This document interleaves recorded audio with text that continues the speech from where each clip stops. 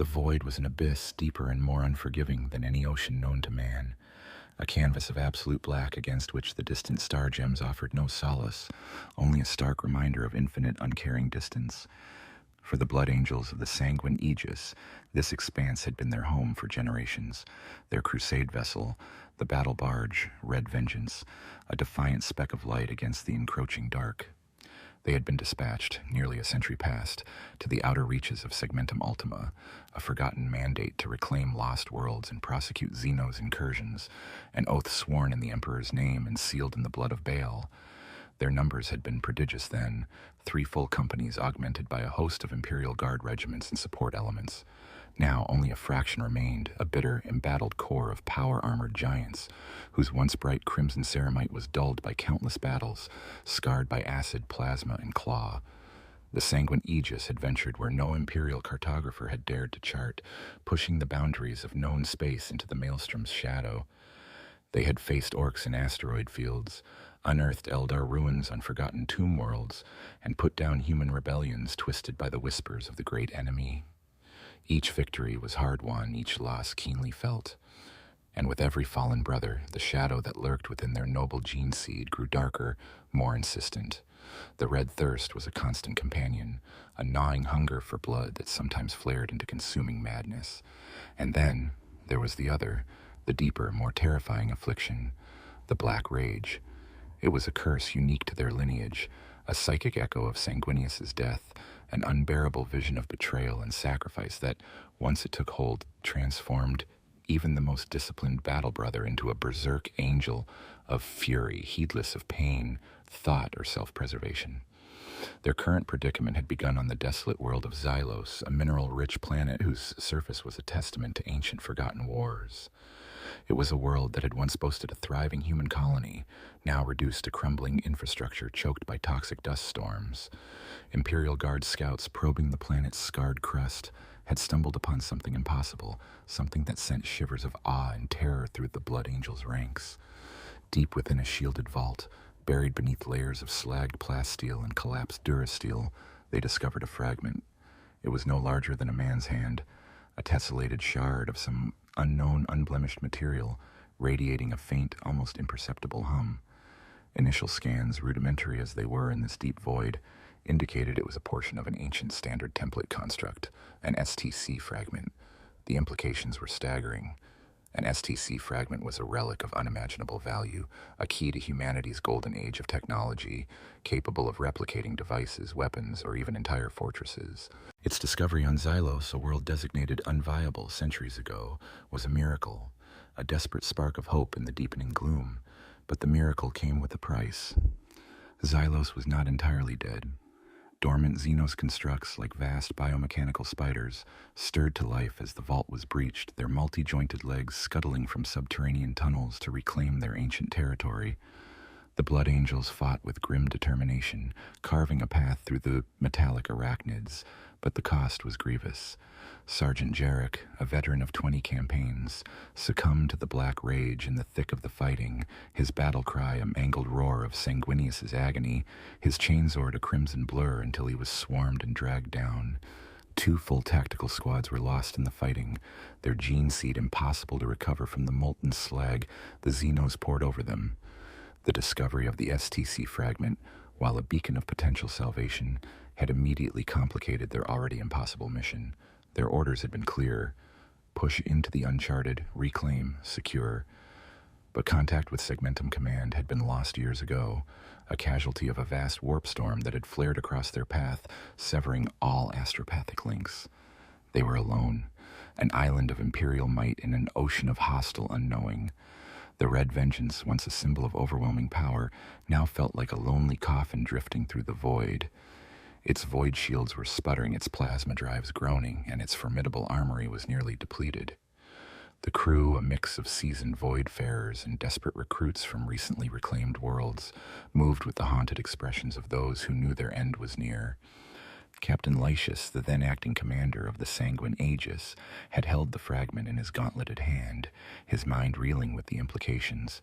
It was too important to lose, too vital to abandon. It had to reach Imperial space, had to be delivered into the hands of the Mechanicus, regardless of the odds.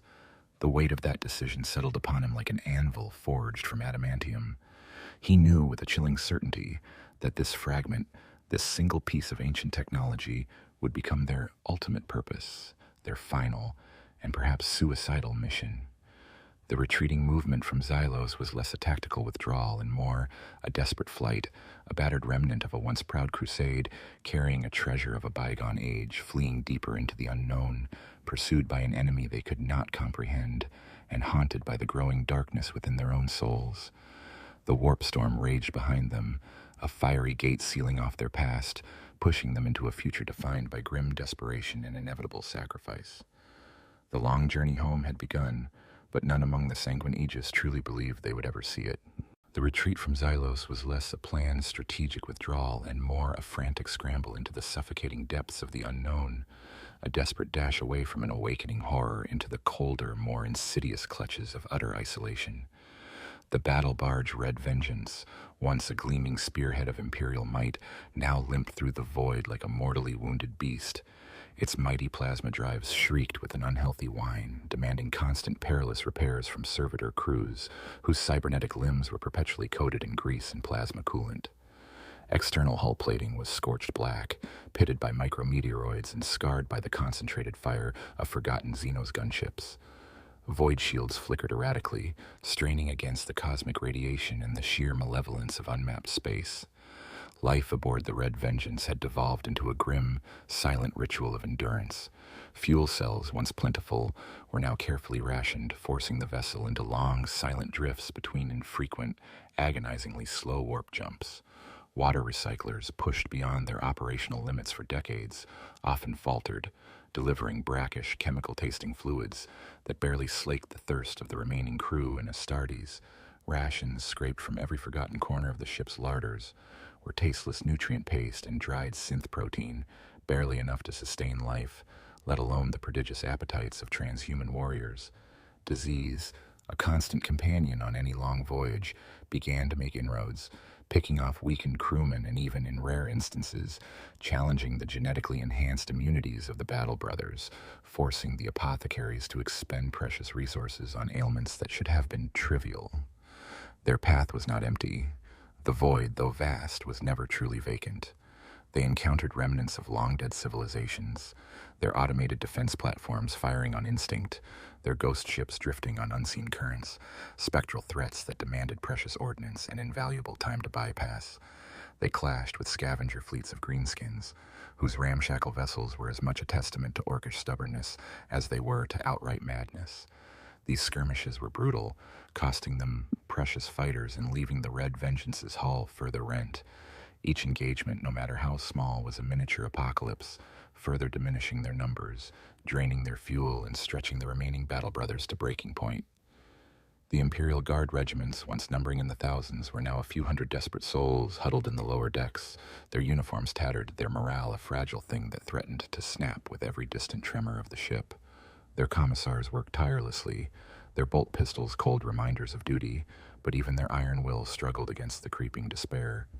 Captain Lysius, his face a mask of grim determination, moved through the command deck like a phantom. His once impeccable crimson armor was now a chiaroscuro of faded red and battle-scarred black. The weight of command, the impossible choices, etched lines deeper into his features with each passing cycle. He knew the true enemy was not merely the Xenos that infested the void, nor the dwindling resources, but the insidious decay of hope itself, and the monstrous internal foe that lurked within the very core of his lineage, the Black Rage. It was a cancer that devoured the soul, a phantom wound echoing Sanguinius's death, growing more virulent in the isolation, in the constant pressure, in the unending cycle of loss and sacrifice. It began subtly. A Battle Brother would grow withdrawn, his gaze distant, haunted. Whispers would escape his lips, guttural cries of a past long dead, of a father's betrayal, of the War Master's perfidy. Then came the visions, vivid and inescapable, of Horus's perfidious smile, of the blood-splattered battlements of the vengeful spirit, of the Emperor's greatest son, dying broken at the hands of his brother. Brother Sergeant Tybalt, a warrior whose honor and discipline had been legendary for 2 centuries, was one of the first among the remaining veterans to succumb fully. His decline had been swift, For weeks he had stood vigil at the reliquary containing the STC fragment, an unblinking, silent sentinel. Then the whispers began. He spoke of Sanguinius's blood flowing like rivers, of the warmth of his Primarch's embrace turning cold, of the crack of bone and the tearing of flesh. One cycle, during a routine patrol of the lower decks, he simply stopped, his power fist clenching, his breath coming in ragged gasps.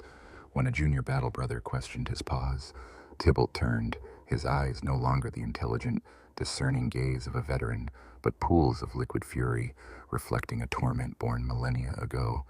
He roared, a sound torn from the deepest parts of his transhuman throat, a sound of unimaginable pain and boundless rage. "Horrors foul, traitor, your treachery ends here," he shrieked, his chainsword revving to a fever pitch. He lunged, not at the junior battle brother, but at the bulkhead, convinced it was the visage of the betrayer, tearing into the adamantium with a strength born of madness. It took 3 battle brothers, under the grim direction of Apothecary Mael, to subdue him. Tybalt fought with the strength of a true demon, ripping at his comrades, his armor shedding ceramite shards as he battered against their defenses. He was eventually contained, sedated, and interred in the Tower of Amareo, a sealed section of the Red Vengeance reserved for those consumed by the Red Thirst and the Black Rage, where they waited for a glorious, suicidal death on the battlefield. The incident sent a chill through the already grim company. If Tybalt, a paragon of their chapter, could fall so swiftly, who among them was safe? Captain Laetius felt the pressure of the rage himself, a cold, hungry gnawing at the edge of his own consciousness. He spent hours in prayer, in meditation, driving himself beyond exhaustion, anything to stave off the insidious whispers, the flashing visions. He knew his sanity was a fragile bulwark against the tide, and that one day, perhaps soon, it would break. He looked at his remaining brothers, their faces drawn, their eyes holding a mixture of defiance and a deep, soul-weary despair. Each one of them carried the seed of their destruction within. The STC fragment, encased in its void-sealed strongbox, was a beacon of hope, but also an impossible burden, its value demanding their ultimate, final sacrifice. It mocked them with the promise of a future they would never see. The crucible of isolation was burning them, slowly but surely. Their strength was ebbing, their numbers dwindling, and the inner demon of their gene seed was rising, claiming more and more of their proud, noble lineage. Their journey into the void had become a journey into the self, a dark pilgrimage towards an inevitable bloody end. They were no longer just a crusade.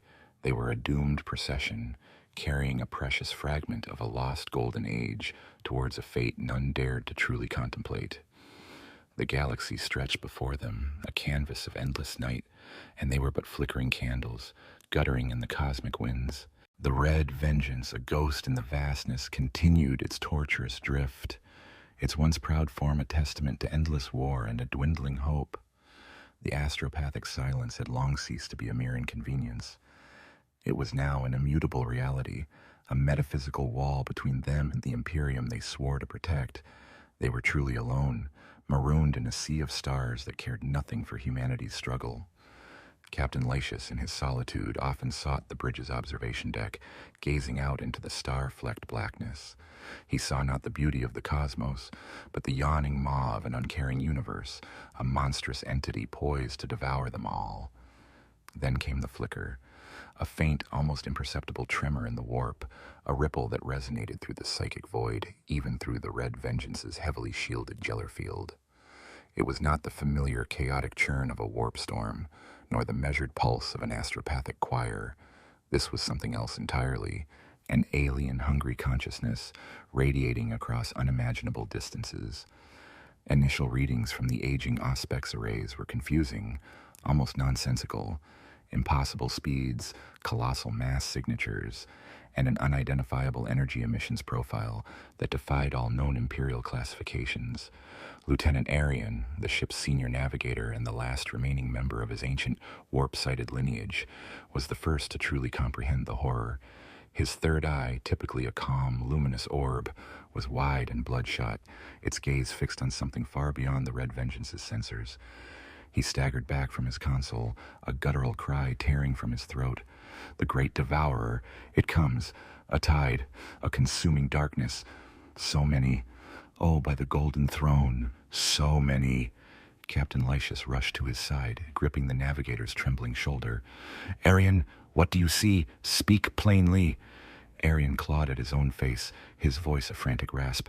"Not a fleet, Captain. A living deluge. An entire sector. Consumed. The stars. They are going out. It's a hive fleet, my lord, unlike any recorded in Imperial annals. A leviathan of hunger. A storm of flesh and claw. Its mind. A psychic scream of insatiable hunger that blots out all else." The Red Vengeance's ancient cogitators, straining under the impossible task, slowly began to correlate the data. Projections appeared on the main auger screen, stark and terrifying. A vast amorphous cloud, stretching across light years, was hurtling through their distant sector. Its leading edge was a vanguard of bioships, massive organic vessels, whose forms defied geometry and engineering, propelled by unknown biological means, leaving trails of consumed star systems in their wake. This was no localized incursion. This was an extinction event on a galactic scale. The name Hive Fleet Scylla flickered across the data slate, a designation born of the terror it inspired, a myth given monstrous life. The scale of the threat was beyond comprehension. Hive Fleet, Behemoth, Leviathan, Kraken. These were names whispered with dread across the Imperium. Scylla promised to be their equal, perhaps their superior, a new, unspeakable horror born from the dark, intergalactic void. Its trajectory, disturbingly, placed it directly across their only viable, albeit desperate, escape route back towards the faint, distant light of Imperial space. Captain Lysias felt a cold dread settle deep in his marrow. The isolation, the dwindling resources, the creeping black rage, these were known enemies, foes they could fight, or at least understand. But this was an act of nature, an unstoppable alien tide that cared nothing for valor, for faith, for sacrifice. It was pure, unadulterated hunger, a force that would simply wash over them, consuming all they were, all they had, and all they hoped to be. He gathered his remaining officers, Apothecary Mael, his face grim, his hands still stained with the blood of fallen brothers. Tech Marine Kalen, whose stoicism was cracking under the strain, his augmetic eye flickering with concern, and the few remaining sergeants, their faces already etched with the deep shadows of the red thirst. The briefing was short, brutal, and devoid of false hope. "We are faced with an impossible situation," Lysias began, his voice flat, devoid of emotion, the only way he could deliver such news. "Hive Fleet Scylla is converging on our sector. Its path will intersect ours within, estimation is 3 weeks. Maximum." He gestured to the auger projection, where the vast, encroaching cloud of red points, each representing a Tyranid organism or bioship, seemed to swell with terrifying speed. "There is no bypassing it, no outrunning it. Our remaining fuel cells are insufficient for a flanking maneuver of that magnitude. Our warp drives are too unstable for repeated, unpredictable jumps. We are cornered."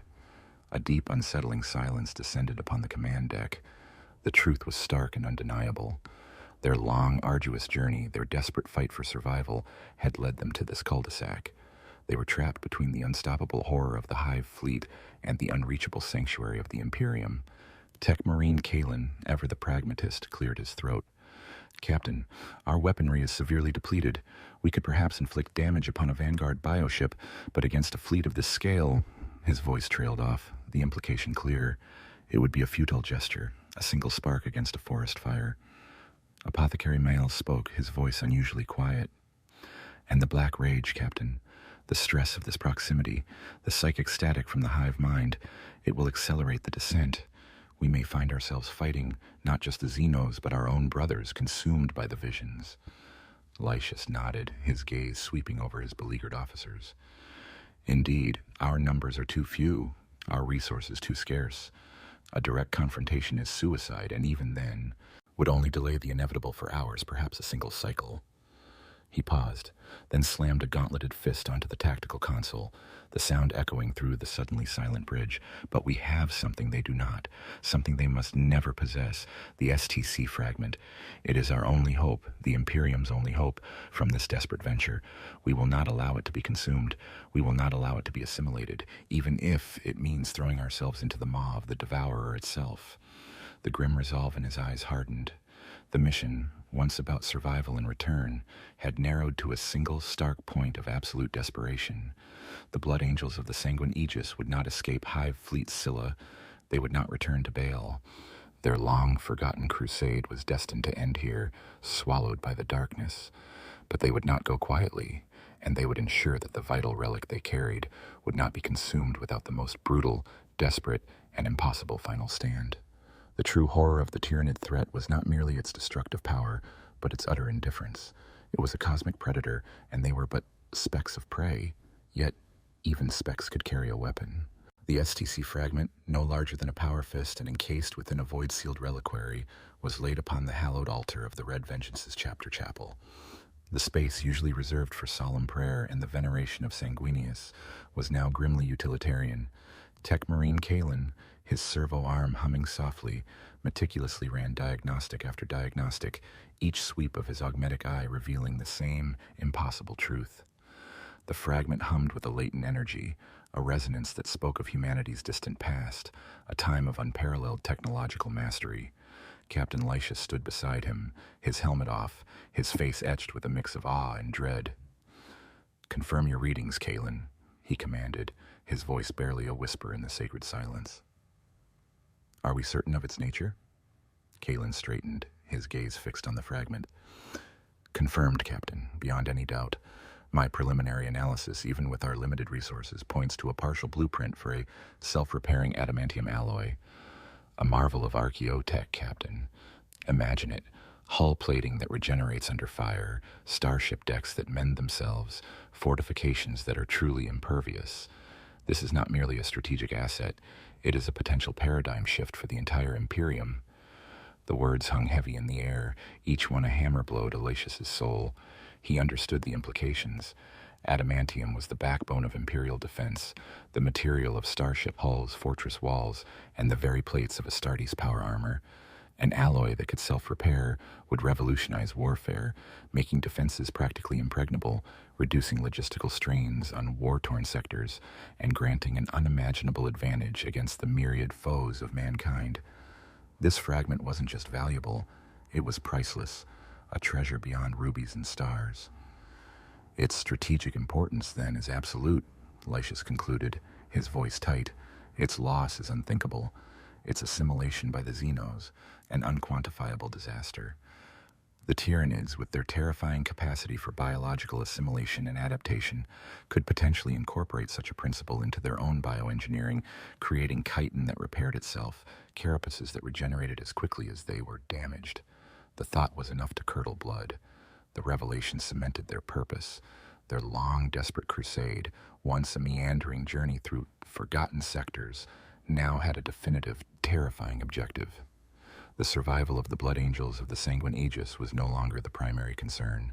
The survival of the STC fragment was. Their lives were forfeit, their souls already claimed by the whispers of Sanguinius's death, but this relic, this fragment of hope, had to endure. Lysias called a full muster of all remaining battle brothers, and what remained of the Imperial Guard command staff. They gathered in the Red Vengeance's main hold, a vast cavern where once hundreds of power-armored warriors had stood.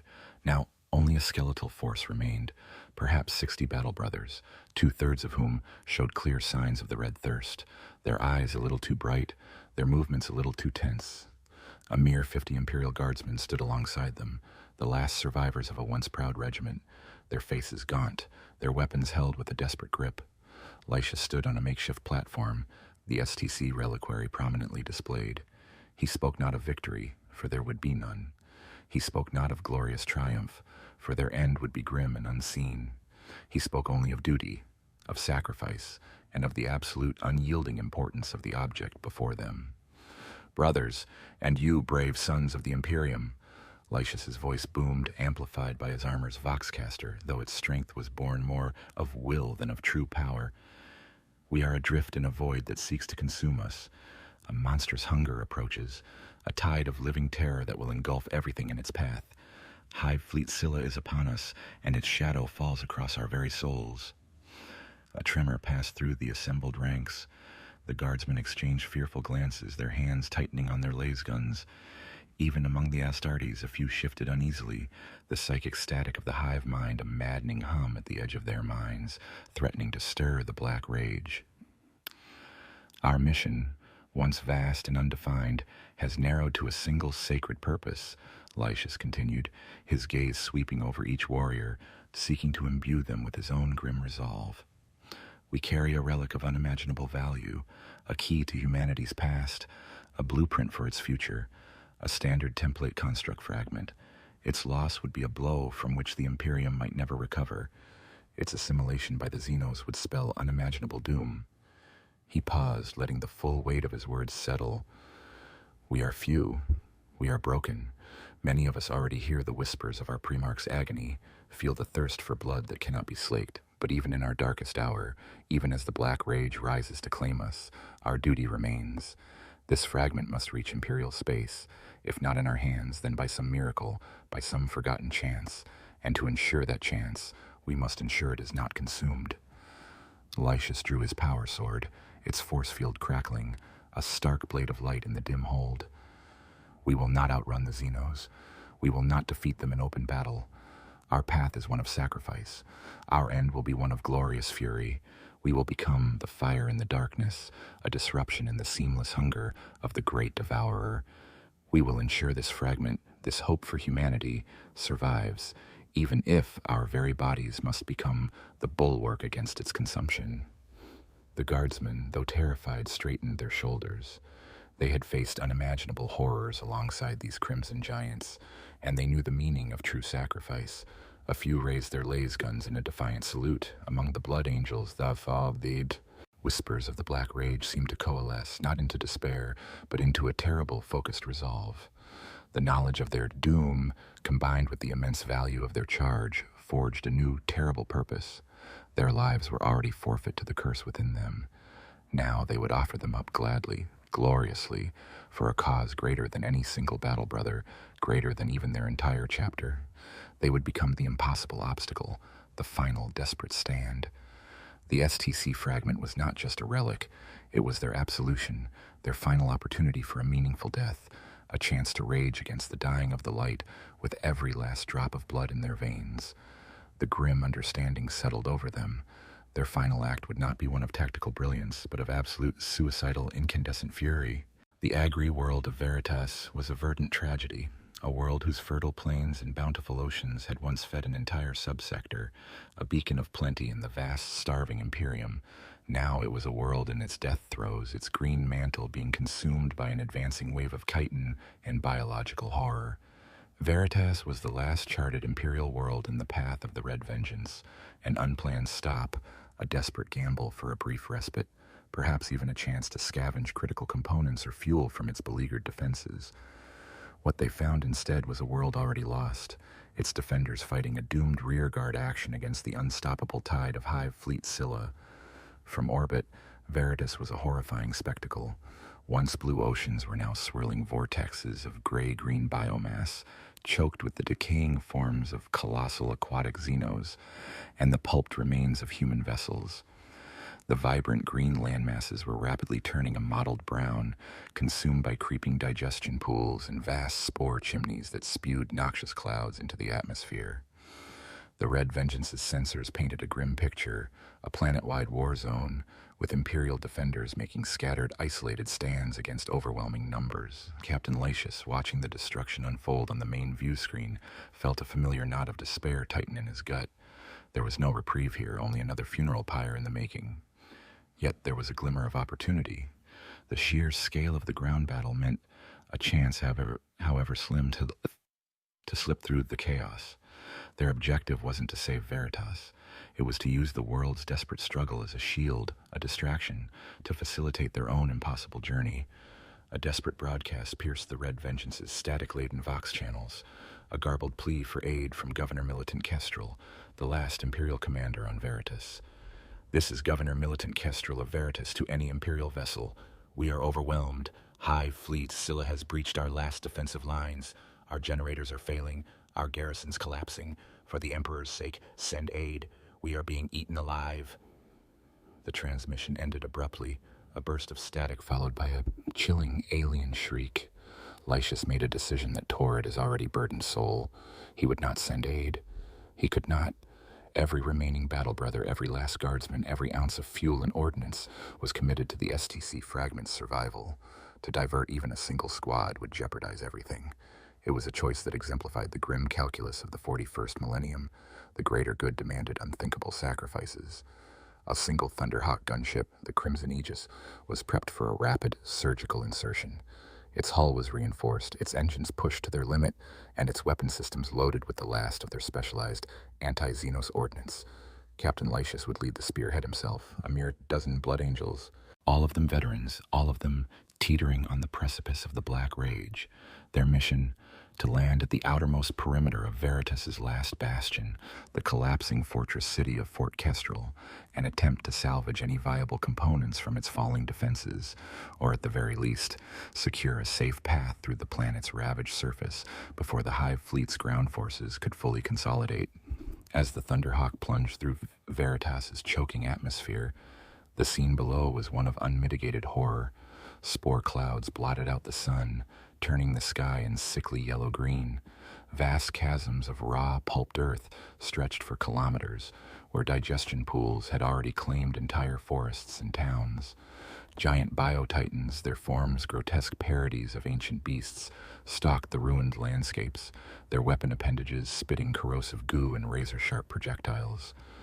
The Thunderhawk landed hard amidst a maelstrom of fighting.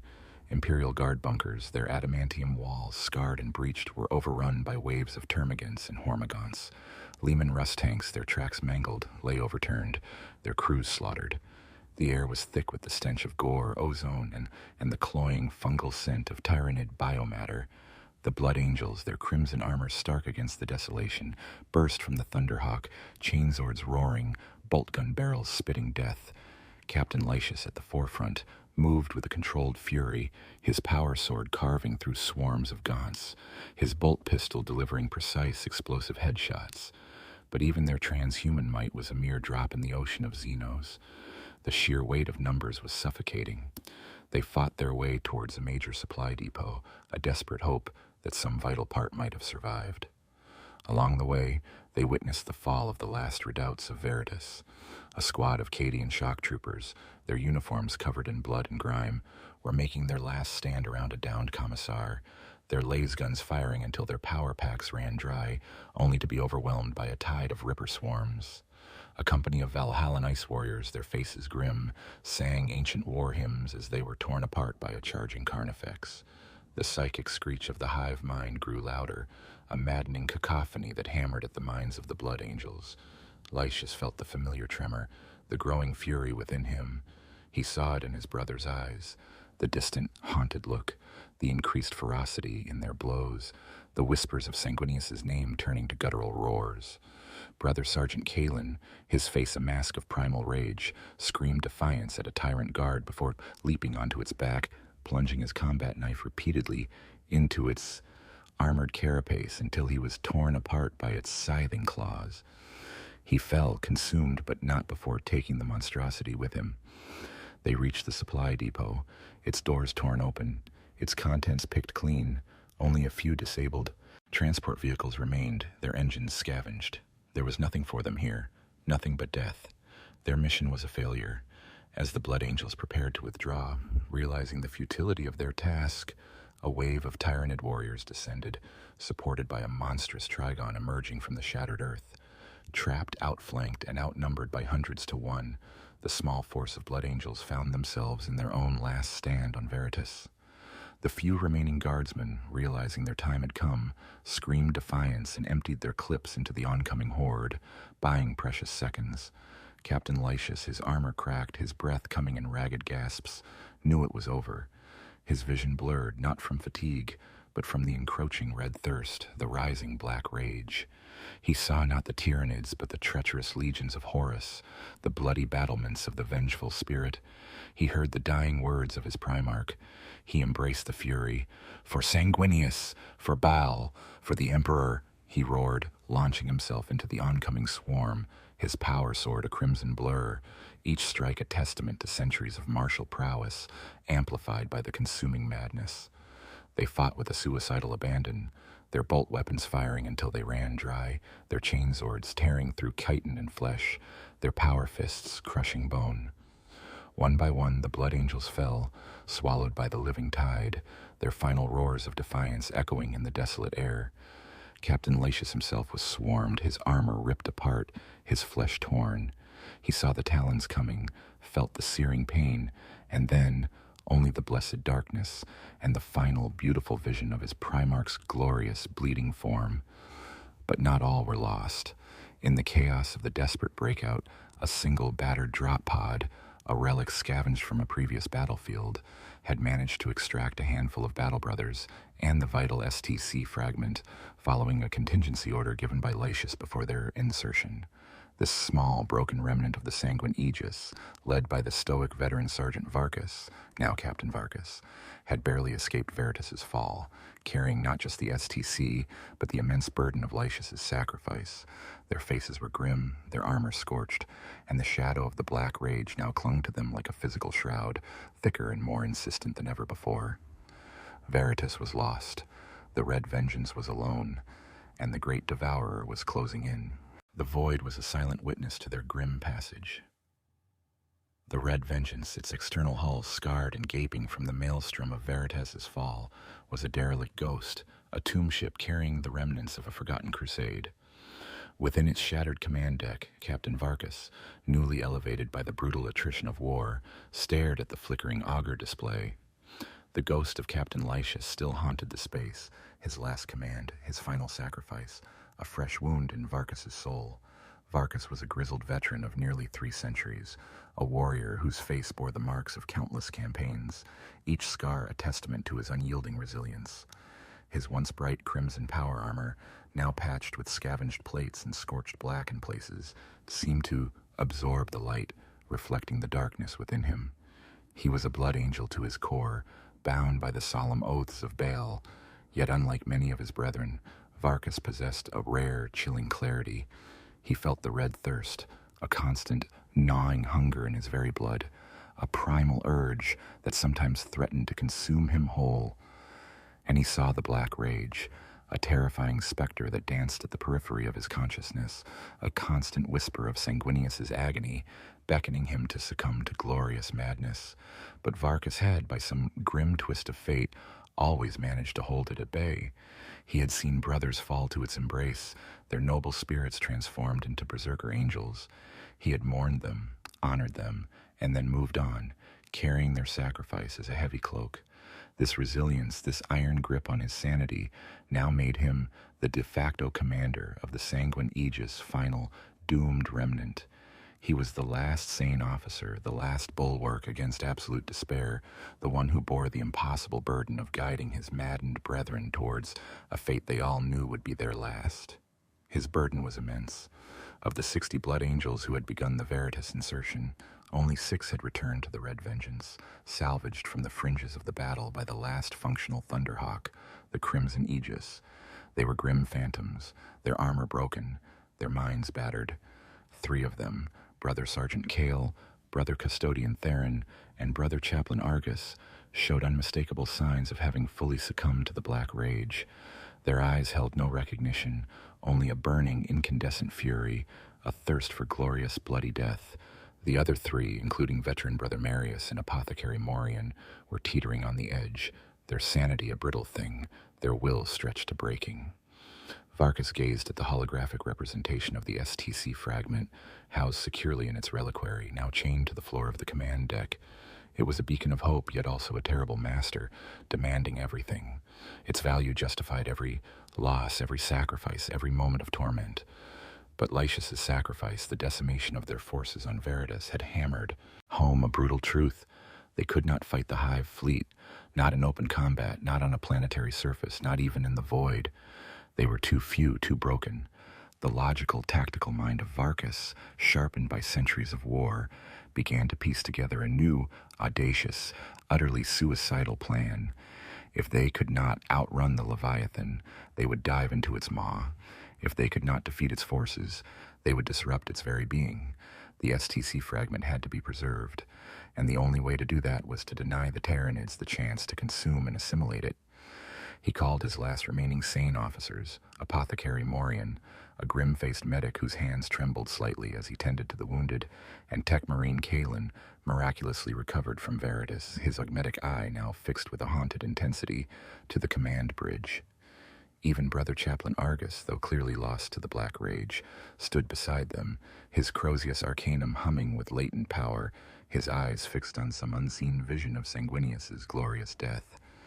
"Brothers," Varkas began, his voice a low growl, "our situation is beyond desperate. The Hive Fleet is upon us. The Red Vengeance is a broken tomb. Our brothers, their minds are fractured." He gestured subtly towards Chaplain Argus, whose heavy breathing filled the strained silence.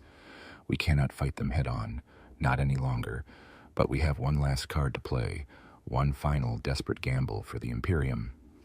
He unrolled a tactical schematic, revealing a detailed anatomical diagram of a typical Tyranid bioship gleaned from ancient, near-forgotten xenological data. The Hive Fleet's assimilation process is hyper-efficient. Any biomass, any material it consumes on a planetary surface or in the void is quickly broken down. Its genetic information cataloged, its raw matter recycled. The STC fragment, if swallowed whole on a planet, would be lost within hours.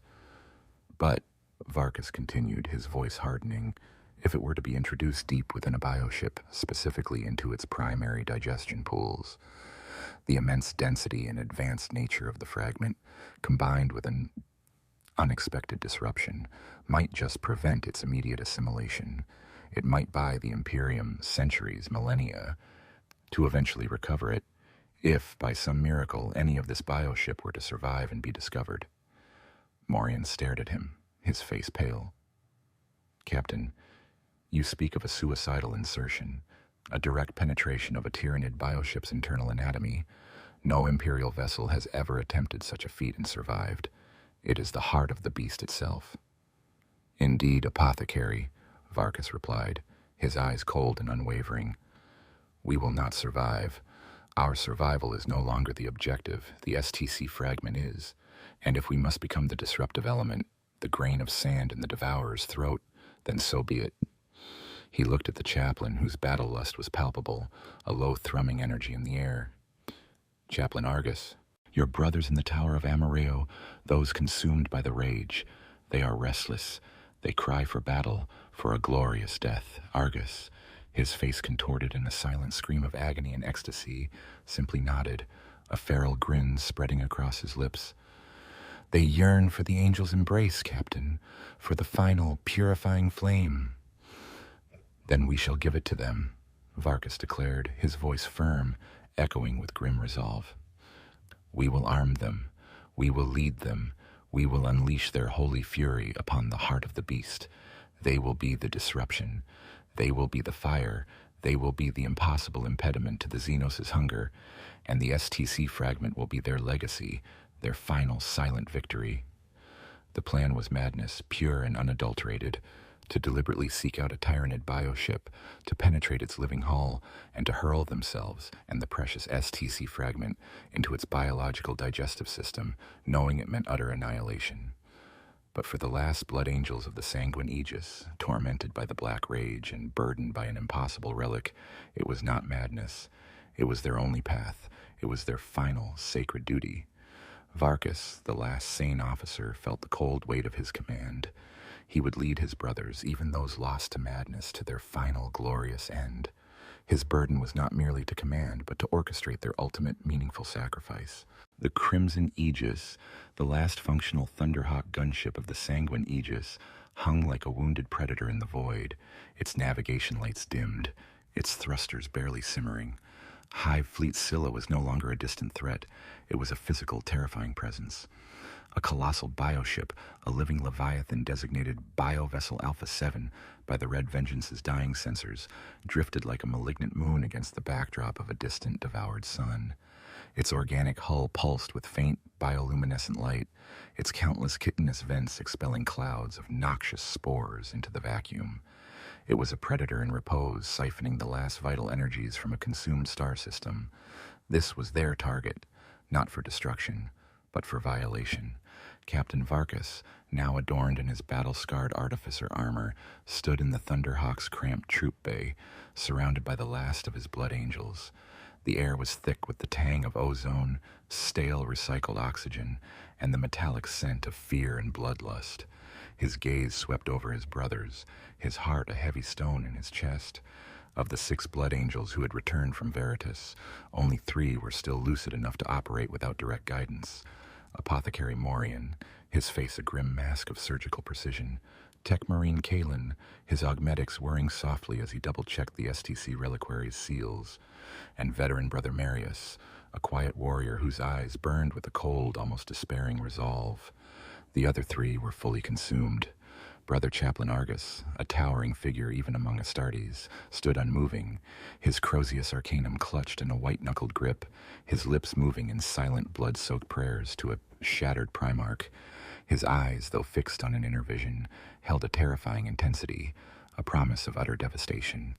Brother Sergeant Kael and Brother Custodian Theron, equally lost to the Black Rage, stood beside him, their chainswords revving softly, their bodies trembling with barely contained fury.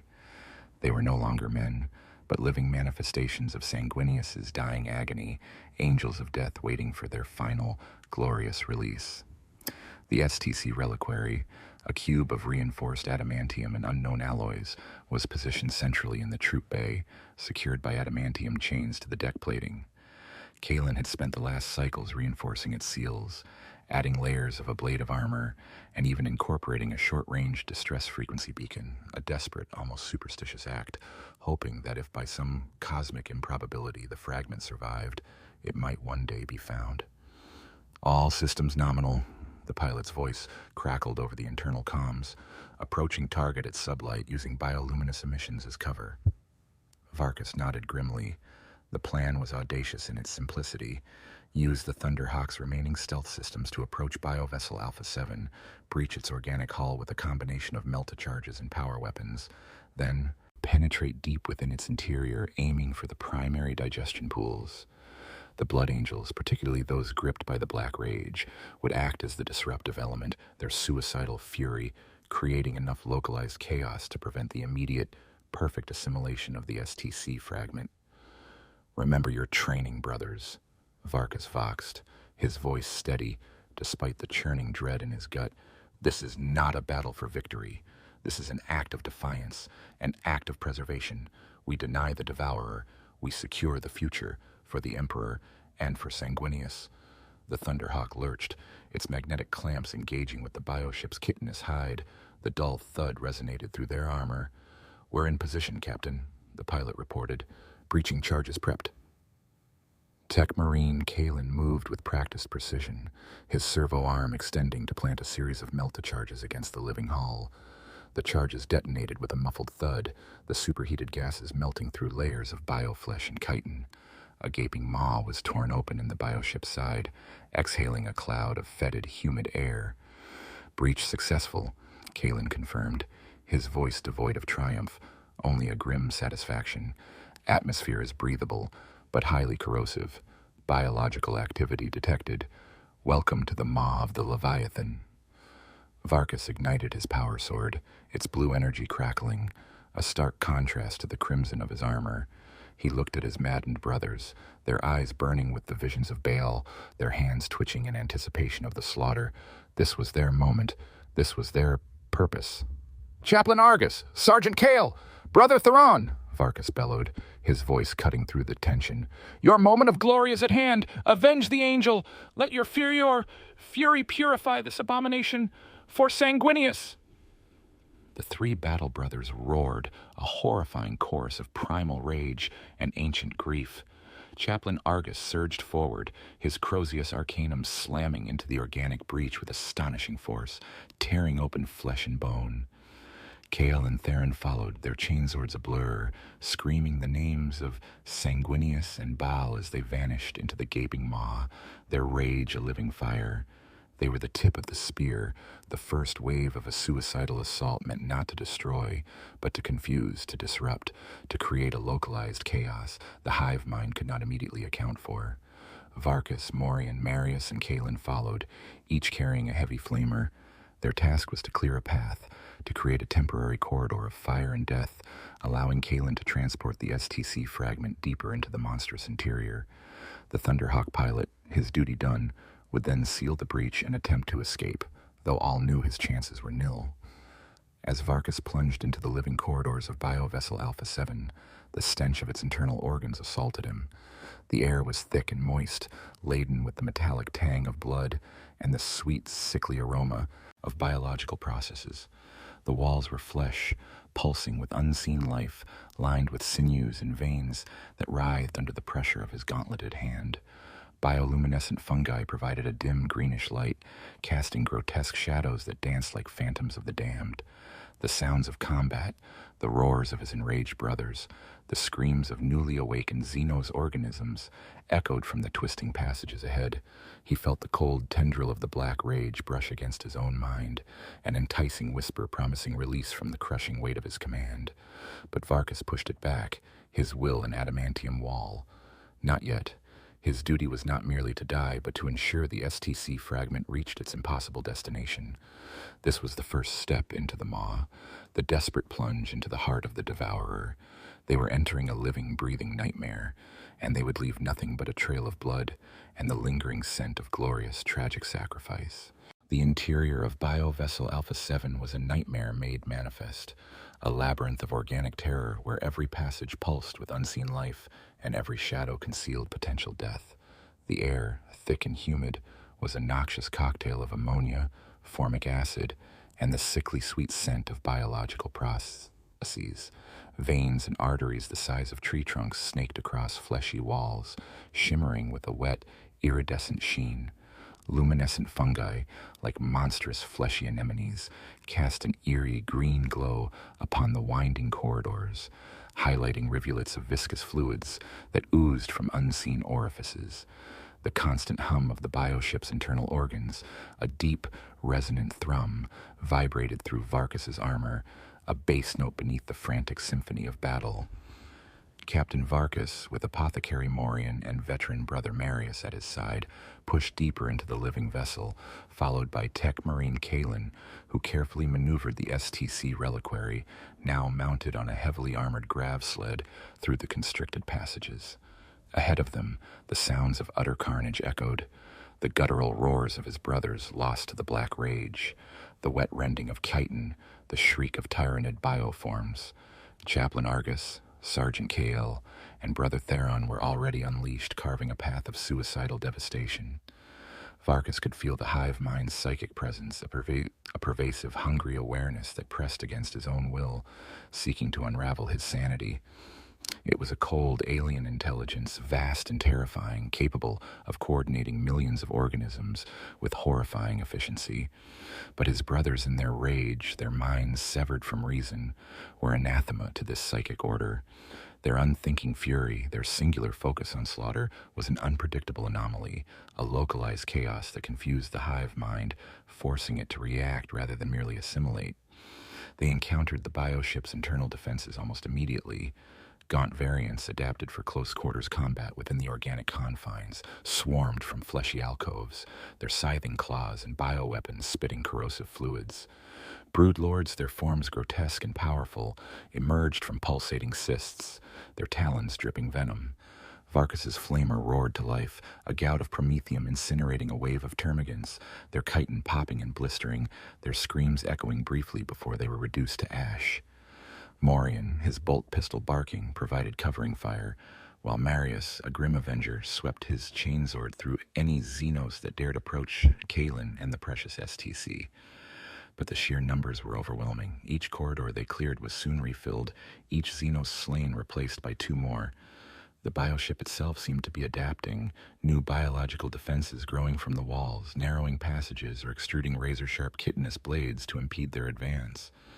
The corrosive atmosphere began to take its toll on their power armor, where ceramite had once been pristine. Now faint trails of rust and erosion streaked the crimson, the material slowly dissolving under the constant attack of airborne acids and unknown enzymes. Varkas felt the black rage clawing at him, a physical ache in his chest, a burning behind his eyes. He saw glimpses of it in his brother's reflections on their visors, flashes of the sanguinary guard, their golden armor stained with crimson, fighting a hopeless battle. He heard the tortured cries of Sanguinius, begging for mercy that never came. He felt the cold touch of Horus's hand, the betrayer's blade. He shook his head, fighting the visions, clenching his jaw so hard his teeth ached. He had to remain lucid. He was the anchor. Apothecary Morian, typically stoic, began to show signs of the strain. His hands, usually so steady, trembled as he reloaded his bolt pistol. His eyes darted nervously, not just at the Xenos, but at the grotesque organic structures around them. The bioship was a living entity, and they were parasites, slowly being consumed from the inside out. Even the veteran Marius, a silent pillar of strength, grit his teeth, the grimace on his face betraying his inner torment. Then they found the first of the consumed, Chaplain Argus. He had made it to a vast cavernous chamber, a secondary processing node where nutrient fluids flowed in rivers. He was surrounded by a mountain of Tyranid corpses, a dozen Genestealers among them, their forms hacked and pulped beyond recognition. Argus stood amidst the carnage, his Crozius Arcanum lodged in the skull of a hulking hive guard, his body riddled with bioweapon wounds. Even in death he was magnificent, a crimson angel fallen, consumed not by the Xenos, but by his own holy fury. His power armor was shattered, his helmet cracked open, revealing a face frozen in a primal scream of rage and triumph. He had succumbed to the black rage in the most glorious way possible, dying with 1,000 enemies at his feet. Kael and Theron were not far behind. They had fought their way through a nest of Tyranid warriors, their bodies contorted by wounds, but their chainswords still clutched in death. Their screams of Horus, Horus, that still echoed in the humid air, a testament to their final, maddened battle. They had died as they wished, as Sanguinius had died, in a torrent of blood and righteous anger. Varkas felt a surge of profound grief, quickly followed by a cold, resolute pride. His brothers had kept their oath, even in madness. They had paved the way, sacrificing their very souls to clear this impossible path. Their lives were extinguished, but their fury had carved a momentary void in the hive mind's efficiency, a disruption that Varkas now intended to exploit. "Press on!" Varkas voxed, his voice raw. "Their sacrifice will not be in vain, towards the digestion pools, for the Emperor, for Sanguinius." The death of his brothers and the overwhelming psychic noise of the hive mind intensified the assault on Varkas's own sanity. The visions grew sharper, more insistent. He saw Sanguinius majestic and bleeding, his wings broken. He felt the cold steel of Horus's spear. He fought with renewed ferocity, not just against the Xenos, but against the insidious whispers in his own mind. He knew his time was short, that the black rage was closer than ever before. But he had to hold on, just a little longer, long enough to complete their final, desperate mission, to honor the fallen, to ensure that the STC fragment found its impossible resting place. The heart of the Devourer awaited them, and with it, their own inevitable doom. The air grew heavier, more oppressive, with each meter they traversed deeper into Biovessel Alpha 7. The faint phosphorescent glow of the organic corridors gave way to a gloom that swallowed the light, forcing the Blood Angels to rely on their helmet-mounted lamps and the flickering incandescence of Tech Marine Kalen's servo arm. The walls here were thicker, more densely packed with sinews and muscle, pulsing with a slow, sickening rhythm that seemed to mirror the dying beat of their own hearts. Rivulets of highly viscous, translucent fluids trickled down from overhead vents, staining their corroding armor with trails of alien slime. The psychic assault of the hive mind was now a constant, deafening roar within their minds.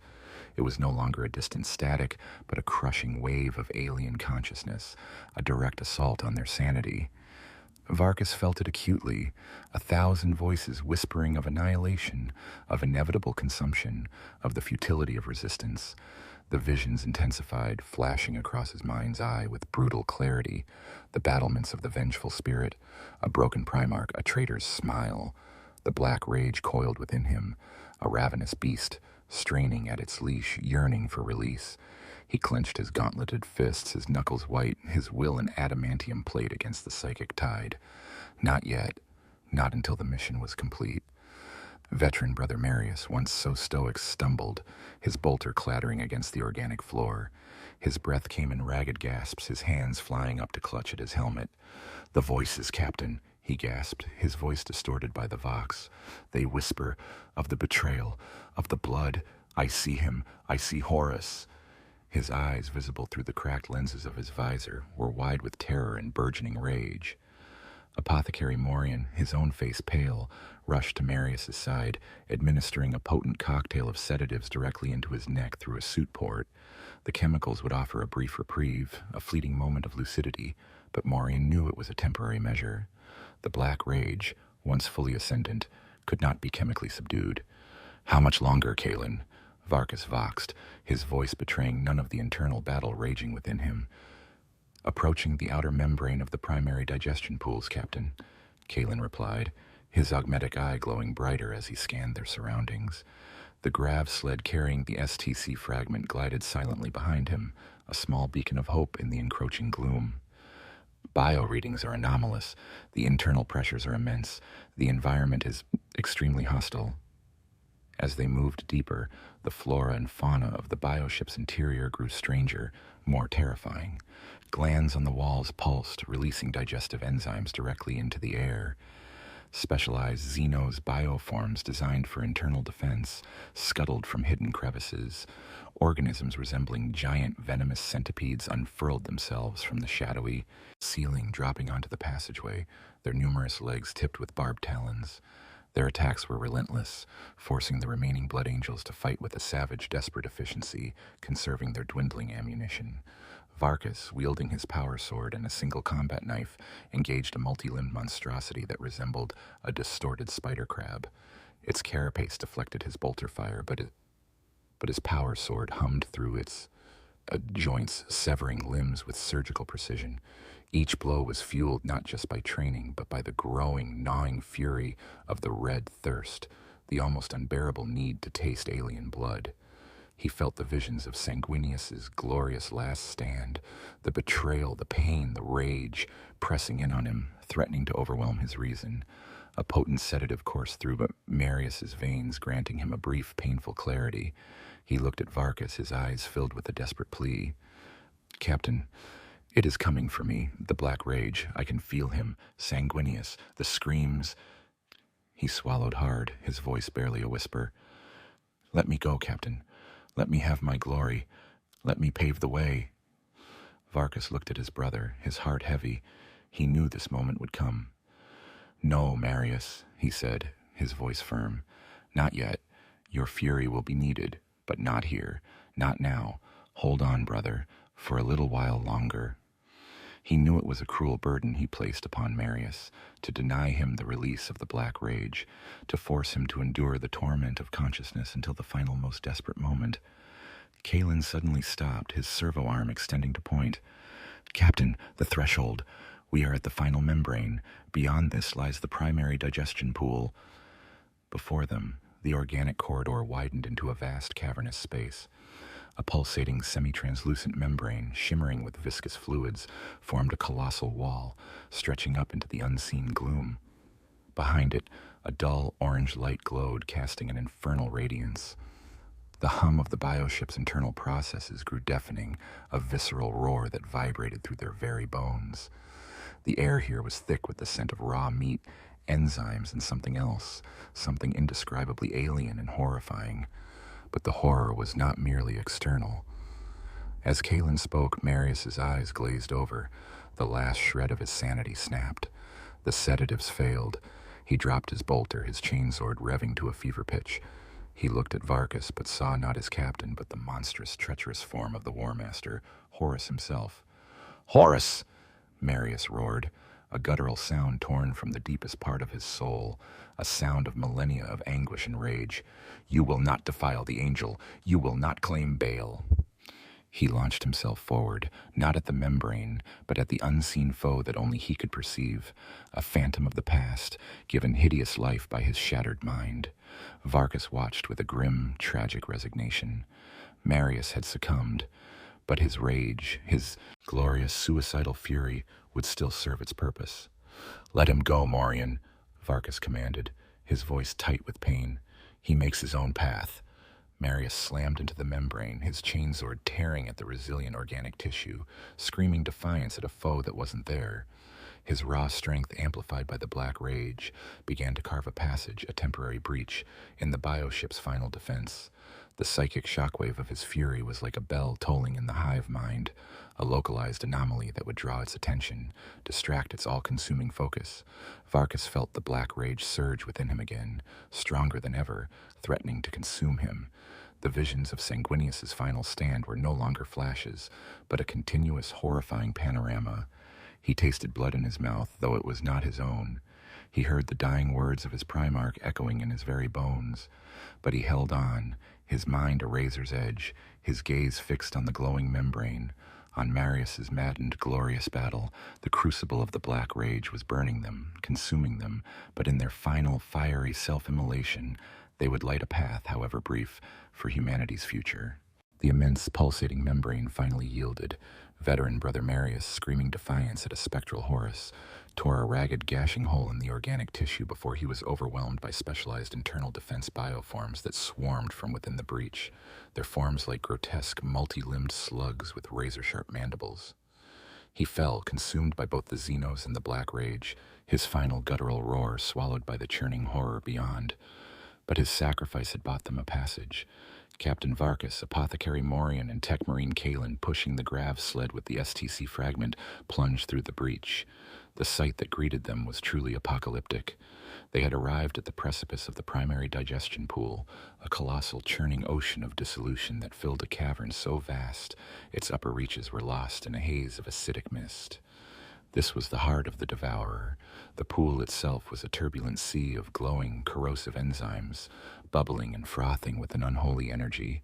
Streaks of dull orange and sickly green pulsed within its depths, illuminated by countless bioluminescent organisms that drifted through the caustic currents. Partially assimilated biomass ranging from the pulverized remnants of Xenos organisms to the pulp detritus of starship hulls and human bodies swirled in the currents, slowly dissolving into a homogeneous sludge. The stench here was overwhelming, a choking mix of concentrated acids, putrefaction, and something uniquely alien and utterly sickening. Even through the filters of their power armor, the smell caused their stomachs to clench. The air above the pool was thick with corrosive vapor, so dense it shimmered and danced like liquid heat. The sound was deafening, a constant guttural gurgle, the churning of the viscous fluids, punctuated by the wet splashes of new biomass being introduced from unseen vents high above. This was the engine of the Hive Fleet's hunger, the ultimate destination for everything it consumed. And it was here, into this unthinkable abyss, that they planned to cast their last, impossible hope. As they emerged from the membrane, the area around the edge of the digestion pool was teeming with specialized Tyranid bioforms. These were not the usual gaunts or warriors, but grotesque, bloated creatures with thick, acid-resistant carapaces, their forms adapted for life within this toxic environment. Some resembled immense multi-legged crustaceans, their mandibles dripping with digestive fluids. Others were amorphous, slug-like horrors, covered in sensory tendrils, seemingly designed to detect and consume any foreign matter that might accidentally fall into the pool's perimeter. These were the consumptive guard, living sentinels of the digestive core, designed to ensure nothing was lost, nothing escaped assimilation. Their bodies, thick and heavily armored, moved with a slow, deliberate purpose, their many eyes scanning the churning surface of the pool. The psychic presence of the hive mind here was at its most intense, a focused, predatory awareness that seemed to permeate every molecule of the environment, directing every action of its biological thralls. "By the Emperor," Morian gasped, his voice barely audible above the roar of the pool. His helmet's internal diagnostics flashed a warning. Corrosive atmospheric compounds were compromising his suit seals. "Tech Marine, how long can the reliquary withstand this environment?"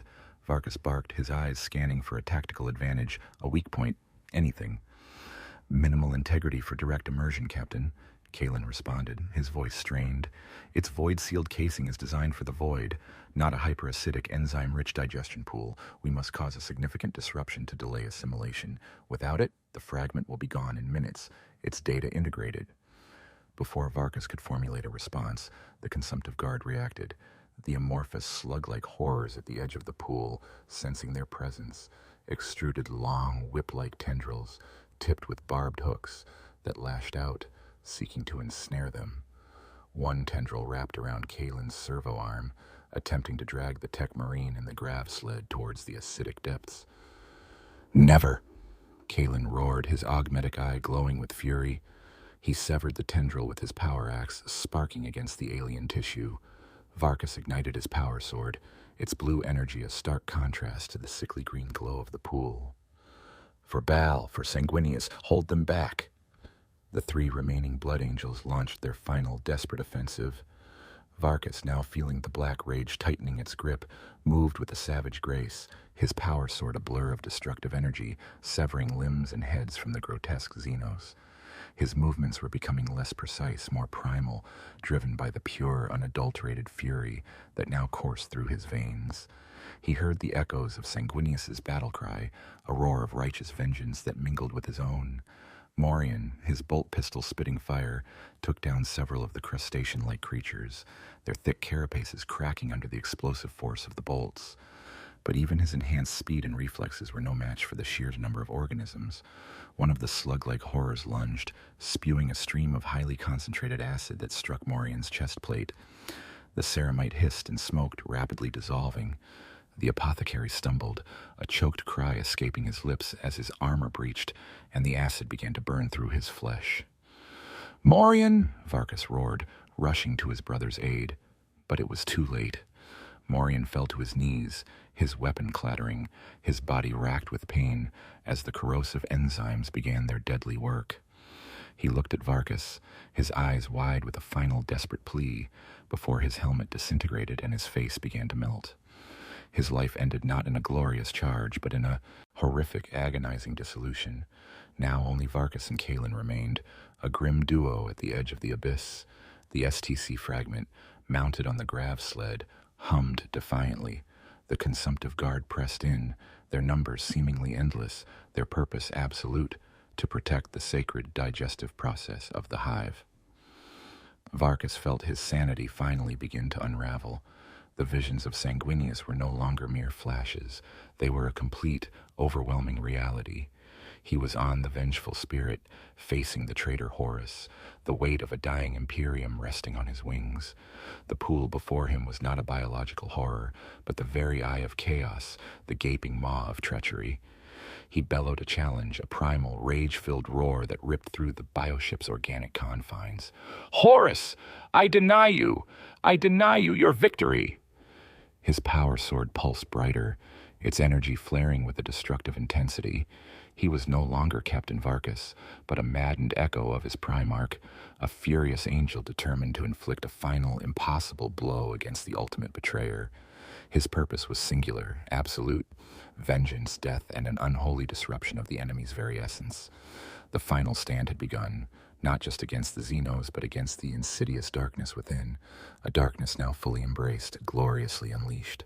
The final threshold was breached. Captain Varkas, his mind now fully consumed by the black rage, saw not the Tyranid consumptive guard, but the traitor legions of Horus, their faces twisted into demonic visages, their weapons dripping with the foulness of chaos. He was Sanguinius, resurrected for one last glorious and utterly futile charge, his heart burning with an incandescent fury that transcended time and space. The digestion pool was not a biological process. It was the warp itself, a swirling vortex of treachery and damnation, and he would cleanse it with his blood. His power sword, imbued with the furious energy of his unleashed rage, swept through the ranks of the Xenos, each strike fueled by millennia of sorrow and vengeance. Chitin shattered, bioweapons sparked, and alien flesh erupted in gouts of viscous fluid.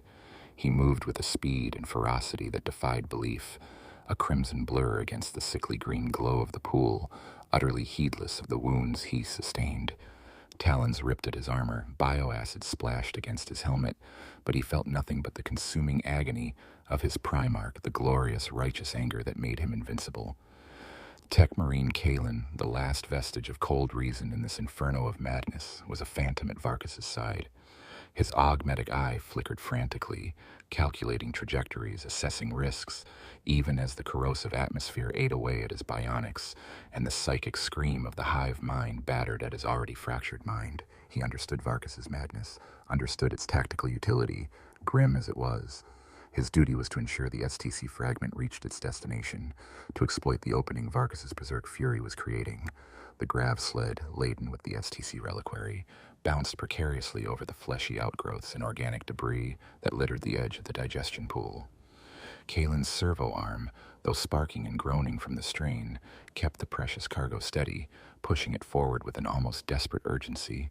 He knew their time was measured in heartbeats, that the hive mind, despite the localized chaos, would inevitably adapt, would eventually overwhelm them. A towering broodlord, its scything talons dripping with venom, emerged from the boiling mist, its multifaceted eyes fixing on the grav sled. It was the last, most formidable obstacle. Its roar, a sound of alien dominance, reverberated through the cavern. Varkus, now a force of nature, turned to face it. He saw not a Tyranid beast, but the monstrous form of a greater demon, a champion of Horus, come to mock the angel's final sacrifice. "You will not touch the legacy of Baal," he bellowed, his voice a distorted, roaring echo of Sanguinius's defiance. He lunged, a crimson streak of vengeance, meeting the broodlord's charge with suicidal abandon. The clash was brutal, savage. Varkus's power sword met the broodlord's talons, energy crackling against chitin, sending sparks flying into the corrosive air. The broodlord, a creature of immense strength and cunning, battered Varkus with its powerful blows, ripping at his already damaged armor, tearing chunks of ceramite from his chestplate. But Varkus felt no pain. He felt only the righteous fury of his Primarch, the unstoppable will of a dying god. He plunged his power sword deep into the broodlord's chest, severing vital organs, even as its other talons gouged a bloody furrow across his helmet, splintering the ceramite, exposing the flesh beneath. With a final gargantuan effort, Varkus twisted the blade, tearing apart the broodlord's internal organs. The monster shrieked, a sound of pure agony, and collapsed, its massive body thrashing before finally going still, dissolving slowly into the acidic vapors. Varkus stood over its corpse, breathing heavily, his armor mangled, blood seeping from a dozen wounds, but his eyes still burning with the terrifying fire of the black rage. He was a living ruin, but an unstoppable one. "Kalen, now, to the precipice," Varkus roared, his voice barely audible, his will a singular, unyielding command. Kalen, seeing his captain's glorious, impossible stand, surged forward, pushing the grav sled to the very edge of the churning digestion pool. The heat radiating from the caustic liquid was intense, threatening to melt the reinforced casing of the reliquary itself. The air shimmered, thick with acid. Before them, the pool churned, a bottomless maw of hunger and assimilation. Varkus turned, his shattered helmet revealing a face twisted into a mask of pure, unadulterated fury. He saw Kalen, saw the grav sled, saw the precious fragment, and in that moment, a flicker of his true self, of Captain Varkus, the sane officer, the loyal son of Sanguinius, fought through the rage. He understood. This was it, the final act. He raised his flamer, one of the last few bursts of promethium remaining in its tank, and unleashed a torrent of fire into the oncoming consumptive guard. The Xenos shrieked as they burned, their grotesque forms curling and blackening. "Go, Kalen, now, for the Emperor, for the future." Kalen, tears streaming from his admetic eye, offered a silent, heartfelt prayer. He pushed the grav sled over the edge. It tumbled end over end into the churning, glowing depths of the primary digestion pool, a tiny, defiant spear tip of hope against the overwhelming tide of the Devourer. Then Kalen turned. He knew his own end was here. He saw Varkus standing defiant amidst the burning Xenos, his power sword still humming, his body riddled with wounds, yet still roaring challenges to an unseen foe. Varkus was now less a man, and more a living monument to Sanguinius's rage, a tragic, glorious figure embodying the ultimate sacrifice. Kalen drew his power axe, its adamantium edge crackling. He would stand with his captain one last time. He would face the inevitable. But Varkus, his eyes wide with the glorious, consuming madness of the black rage, suddenly turned to face the pool. He saw not a digestion pool, but the very manifestation of Horus's treachery, a boiling maw of damnation ready to swallow Sanguinius. He saw his Primarchs still struggling, still fighting, about to be consumed. "No!" Varkas screamed, a sound of agony and ultimate defiance that transcended all logic, all reason. "You will not take him. You will not take the angel." With a last impossible surge of strength, Captain Varkas, the last sane officer, the last blood angel of the Sanguine Aegis, launched himself from the precipice. His mangled crimson form, a symbol of 2 centuries of grim duty and an eternity of suffering, plunged headlong into the churning, corrosive depths of the digestion pool. He was not merely falling, he was attacking, a final suicidal charge into the heart of the beast, a glorious, furious angel, hurling himself into oblivion. He would become the disruption, the ultimate sacrifice, the very embodiment of the Black Rage, consumed utterly, but not without ensuring his Primarchs and humanity's final impossible victory. He was gone, a crimson deluge into the churning abyss. The crimson deluge of Captain Varkas's final, furious charge into the primary digestion pool was swallowed almost instantly by the churning, caustic depths. The pool, a titanic cauldron of biological dissolution, roiled and frothed, its glowing, enzyme-rich fluids consuming his power-armored form with terrifying speed. His battle cry, a final guttural roar of defiance and vengeance, was silenced in moments, replaced by the sickening gurgle of the immense biological engine. Tech Marine Kalen, the lone survivor, stood frozen at the precipice, his augmetic eye staring into the hellish abyss where his captain, his last brother, had vanished. The roar of the pool, the stench of acid, the oppressive psychic static of the hive mind, all seemed to coalesce into a deafening symphony of loss and annihilation. He had witnessed the ultimate sacrifice, the final act of a long-doomed crusade. The STC reliquary had plunged into the depths just moments before Varkas. Now Varkas himself was gone, a living disruption, a suicidal act of defiance against the Tyranids' relentless efficiency. Kalen felt the Black Rage, held at bay by his cold, calculating bionic mind, finally begin to surge. The death of Varkas, the last shred of his humanity, tore at the delicate balance of his sanity. He saw flashes of Sanguinius, broken and bleeding, of Horus's cruel smile. His servo arm twitched, his power axe humming with a desperate energy. His programming screamed for self-preservation, for withdrawal, but his duty, his loyalty, and the burning memory of his fallen brothers held him fast. But before the Black Rage could fully claim him, before he too could plunge into the abyss, a new wave of consumptive guards surged through the breach Marius had made, their numbers overwhelming. These Xenos, adapted for internal defense, were thick-skinned and relentlessly persistent. They did not engage with elegant strategy, but with sheer, unthinking mass. Kalen, his augmetic eye calculating trajectories, understood the futility. He was surrounded. There was no escape. He raised his power axe, its adamantium edge crackling with defiant energy. He would die here, but he would take as many of the Xenos as possible with him. His final act would be a last furious swing, a testament to the Emperor's will. As the first of the consumptive guard lunged, Kalen's axe descended, severing its head with a clean, devastating strike.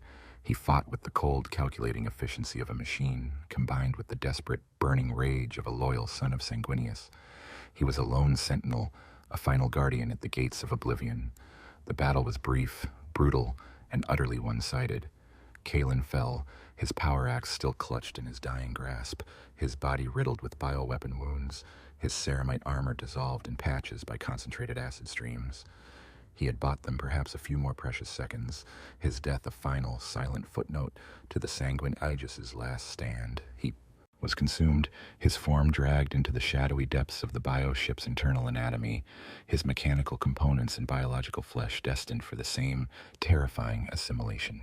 In the immediate aftermath, a profound, unsettling silence descended upon the cavernous chamber. The churning of the digestion pool continued, its ceaseless gurgle the only sound in the oppressive atmosphere. The consumptive guard, their work done, reformed their ranks, their many eyes scanning the perimeter, ensuring no further foreign bodies disrupted the sacred process. High above in the cove, In the colossal, multi-layered brain of Biovessel Alpha 7, the Tyranid Hive mind registered the anomaly.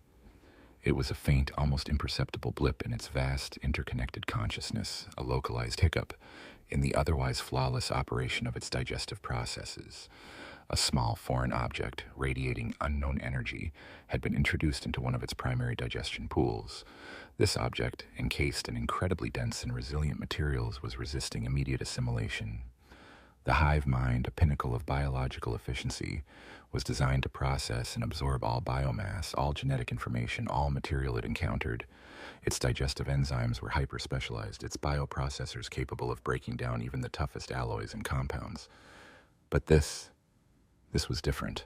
The raw, unadulterated fury of the Blood Angels, their suicidal charge, their physical presence, even as their bodies rapidly dissolved, had created an impossible biological interference. The sheer volume of highly reactive Astartes biomass, combined with the potent psychic shockwave of their black rage, momentarily overwhelmed the localized enzymes. It caused a violent, localized chemical reaction, a surge of uncontrolled energy that temporarily disrupted the precise biological mechanisms of the digestion pool. Instead of a seamless, rapid breakdown, the area around the STC fragment became a chaotic maelstrom of inert, partially neutralized enzymes, a localized pocket of biological confusion. The STC reliquary, still void-sealed, was caught in this pocket. It did not sink to the absolute bottom, nor was it immediately enveloped by the active digestive fluids. Instead, it became suspended within a swirling mass of temporarily inert biomass and neutralized enzymes, shielded for a time from the hyper-efficient assimilation process. It was not destroyed, it was not consumed. It was, by some impossible miracle of sheer, desperate, suicidal fury, preserved, temporarily. The hive mind registered the disruption. It did not understand it, not fully. It was an unexpected aberration, an illogical phenomenon caused by the sheer, unquantifiable rage of the alien organisms. Its myriad synaptic pathways redirected resources, dispatched additional bioforms to investigate, to analyze, to correct the anomaly. But the correction would take time. The assimilation would eventually continue, but for now, for this fleeting precious period, the STC fragment was safe, nestled within a temporary bubble of biological chaos, a testament to the impossible sacrifice of the Sanguine Aegis. The bioship continued its inexorable journey, a silent leviathan of the void, its hunger unslaked, its purpose unchanged. Deep within its cavernous internal organs, a single glowing reliquary lay suspended, a silent monument to a forgotten crusade and the ultimate tragic glory of the Blood Angels. The Devourer had consumed them all, but in their dying throes they had spat a tiny, precious defiance into its very heart. Centuries later, the ghost of Hive Fleet Scylla still haunted the fringes of Segmentum Ultima, its primary tendrils having been shattered and scattered by the combined might of Imperial and Eldari forces in a series of brutal, galaxy-spanning wars. The vast, cohesive intelligence of the original hive mind had been fractured, its remnants reduced to isolated, drifting biovessels, lost and leaderless, scavenged by opportunistic orcs, or slowly decaying under the relentless assault of stellar winds and cosmic radiation. Biovessel Alpha 7, the colossal Tyranid leviathan that had consumed the Sanguine Aegis, was one such remnant, its once purposeful trajectory now a slow, aimless drift through a forgotten, nebulae-choked star system.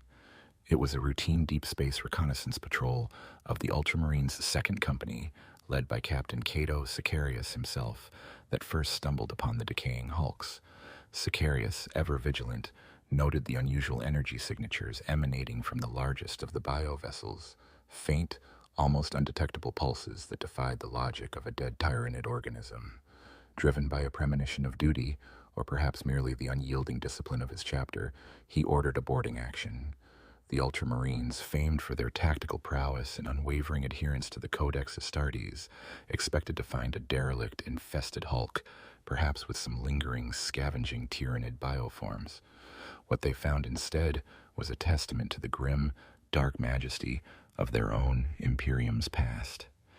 The interior of Biovessel Alpha 7 was a charnel house, a vast organic mausoleum filled with the desiccated remains of countless Xenos organisms.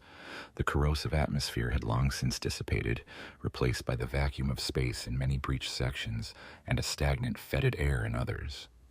The walls, once pulsing with life, were now shriveled and cracked, resembling ancient petrified wood. As Sicarius's Terminators carved their way deeper, they encountered the remnants of the consumptive guard, their forms frozen in positions of attack, mummified by the vacuum, still arrayed around the entrance to what internal sensors identified as a colossal collapsed chamber, the remnants of the primary digestion pool. But it was not the static horror of the Tyranids that drew their attention, but something else, something familiar and yet profoundly disturbing. Amidst the desiccated Tyranid corpses, they found the skeletal remains of Astartes. Their power armor, or what little remained of it, was utterly destroyed, melted, ripped, and crushed. The ceramite, once crimson, was flaked and brittle, like ancient rust. The distinct iconography of the Blood Angels, though faded, was undeniable. This was not a battle for survival. It was a scene of ultimate suicidal devastation. Each skeleton, locked in a final defiant posture, told a silent tale of impossible fury and unwavering courage. And then, deeper within the collapsed chamber, at the very heart of the former digestion pool, they found it, a localized pocket, perhaps 20 meters across, where the organic matter was strangely inert, almost crystalline. It was a bizarre geological formation within the bioship's decaying anatomy, a testament to some unknown cataclysmic event. And at its center, radiating a faint, consistent energy signature, was the reliquary. Tech priest Dominus Valerius, attached to Sicarius's expedition, approached with a reverence bordering on religious awe. His servo skulls scanned the object, their optical sensors whirring. The casing was corroded, scarred, and pitted, but structurally sound. And through its outer layers, through the inert organic material that had fused to its surface, they detected the unmistakable signature of an STC fragment. "By the Omnissiah's grace," Valerius exclaimed, his voice a distorted rasp through his vox grill. "A fragment, a genuine standard template construct, and its data, astounding. It is a partial blueprint for a self-repairing adamantium alloy. A miracle." Sicarius surveyed the scene, his cold, calculating gaze sweeping from the skeletal remains of the Blood Angels to the miraculously preserved reliquary. He understood immediately the grim calculus that must have been made. These Blood Angels, forgotten by the Imperium, lost to the annals of history, had chosen this impossible end. They had thrown themselves and their precious charge into the heart of the enemy, not to win, but to deny, to preserve, to give the Imperium a chance, however slim. "Analyze the surrounding biomatter, tech priest," Sicarius commanded, his voice devoid of emotion, though a deep respect burned in his eyes. How did this fragment survive the digestive process? Valerius's servo skulls whirred, their probes taking samples. "Incredible, Captain. The biological material surrounding the reliquary is inert. It appears that a massive, localized overload of enzymes occurred, coupled with a highly reactive foreign biomass. It disrupted the assimilation cascade, causing a localized neutralization, a kind of biological short circuit. It froze the digestive process in this precise pocket, allowing the fragment to persist for centuries." Sicarius looked again at the skeletal Astartes, their fists still clenched, their forms radiating a silent primal fury. He imagined the scene, the Blood Angels, consumed by the black rage, plunging into this very pool, their sheer, unreasoning, suicidal fury creating a disruption so profound it defied the hyper-efficient biology of the Tyranid Hive mind. Their final maddened screams, their last impossible charge, had created the exact conditions necessary for the STC fragment to survive. The recovery operation was meticulously carried out. The STC fragment, now a relic of 2 layers of antiquity, humanity's golden age and the Blood Angels' forgotten sacrifice, was carefully extracted. It would be heralded as a miracle, a boon to the Imperium. Beyond measure, its technology analyzed and eventually replicated. Fortress worlds would rise with self-repairing adamantium walls. Starships would heal under enemy fire, and the tide of humanity's long war would turn, however slightly, in their favor. But the price of that miracle remained unwritten. The names of Captain Lycius, Captain Varkus, Apothecary Morian, Tech Marine Kalen, and all the forgotten heroes of the Sanguine Aegis would never be known. Their crusade, their desperate retreat, their slow descent into madness, and their ultimate glorious sacrifice deep within the maw of Hive Fleet Scylla would remain a secret. There would be no imperial honors, no statues on Baal, no mention in the glorious sagas of the Blood Angels. Only the silent skeletal remains, deep within a decaying bioship, bore witness to their unquantifiable act of defiance. Their legacy was not one of glory proclaimed, but of a quiet, desperate salvation, bought at the cost of every last drop of blood and every last flicker of sanity. The grim, dark galaxy would churn on, oblivious to the terrible beauty of their final, impossible stand. The recovery of the STC fragment sent ripples of triumph throughout the Imperium, a desperately needed beacon of hope in an era perpetually teetering on the brink of annihilation. The discovery, officially attributed to the strategic brilliance of Captain Cato Sicarius and the unwavering devotion of the Ultramarines, was hailed across countless worlds. The fragment, a partial blueprint for a self-repairing adamantium alloy, became the subject of intense veneration and study by the Adeptus Mechanicus. Archmagos Dominus Valerius, who had overseen its extraction, became a household name within the cult Mechanicus, heralded as a technological savior. Laboratories on Mars, forge worlds across the segmentum, and even hidden techno-arcana vaults on Terra itself hummed with renewed purpose. Reverse engineering the fragment proved to be a monumental task, stretching across decades, but the rewards were immeasurable. The first functional self-repairing adamantium alloys were eventually produced, initially in small, precious batches for critical high-value assets, the hulls of newly built battleships, the primary defenses of vital forge worlds, and eventually the very armor of the Space Marines themselves. The impact on the Imperium's war effort was profound. Fortress worlds, once vulnerable to relentless bombardment, could now endure siege for far longer, their walls slowly knitting themselves back together even as enemy shells hammered them. Imperial Navy vessels, previously forced to withdraw for extensive repairs after heavy engagements, could sustain combat for longer periods, their hulls sealing breaches and repairing structural damage on the fly. Logistical burdens eased, and Imperial forces, from the lowliest guardsmen to the most exalted Astartes, fought with renewed confidence, knowing their fortifications and vehicles possessed an unprecedented resilience. The sheer scale of the change was slow, almost imperceptible over individual campaigns, but over centuries. It would contribute significantly to the Imperium's continued, desperate struggle for survival. Yet, amidst this wave of triumph and renewed purpose, the true architects of this miracle remained utterly unknown, their names unspoken, their sacrifice unheralded. The Adeptus Mechanicus, in their exhaustive study of the STC fragment, noted the peculiar biological inertness of the surrounding biomass within Biovessel Alpha 7. Their initial hypotheses ranged from unique environmental factors within the Tyranid organism to some previously unknown property of the fragment itself. No one within their rigid, dogmatic framework ever conceived of a suicidal charge by maddened space marines. The very idea defied logical categorization, residing more in the realm of myth than scientific fact. The skeletal remains of the Blood Angels found within the bioship were recovered, albeit with less ceremony. They were identified as space marines of an unknown, likely lost chapter. Their armor, markings though faded, indicated a clear Blood Angels lineage, but without a specific chapter designation or a clear record of their mission. They were simply cataloged as unidentified Astartes, M41,000s. Their gene seed, corrupted and dissolved beyond salvage by the corrosive environment and the destructive nature of their demise, was deemed unusable. They were given a brief, solemn interment by the Ultramarines, their deeds acknowledged only as a general act of imperial heroism, their specific purpose and fate remaining shrouded in mystery. On Baal, the homeworld of the Blood Angels, no sagas were sung for the Sanguine Aegis. No chapter masters knew of their forgotten crusade. Their names remained unlisted in the hallowed halls of heroes, their deeds unwitnessed by their brethren. They were simply gone, swallowed by the void, another chapter lost to the countless perils of the galaxy. The curse of the Black Rage and the Red Thirst continued to plague the Blood Angels, their psychic torment undiminished, their vigilance against the twin horrors unwavering. The irony was brutal.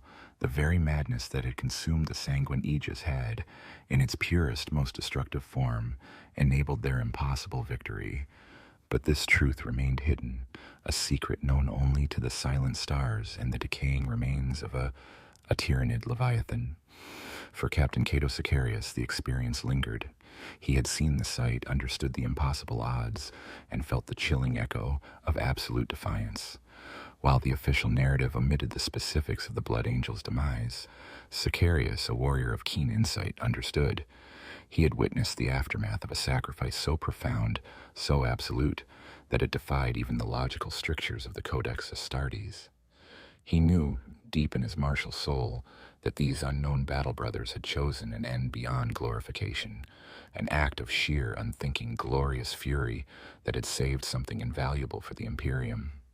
He never spoke of his true suspicions, knowing such a tale might only stir further debate and speculation within the chapter and the wider Imperium, possibly even drawing unwanted attention to the darker aspects of the Blood Angel's gene seed.